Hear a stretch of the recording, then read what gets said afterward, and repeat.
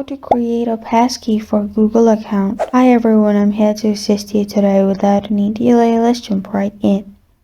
First, open Google on your device and click on your profile at the top right corner of your screen.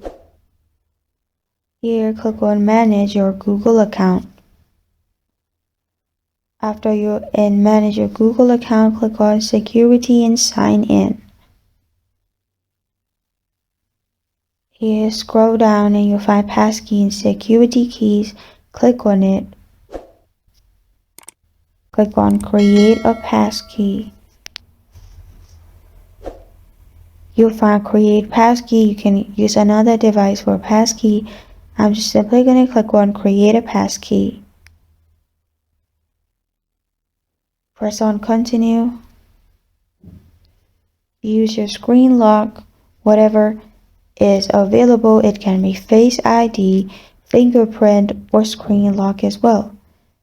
As you can see, Passkey has been created.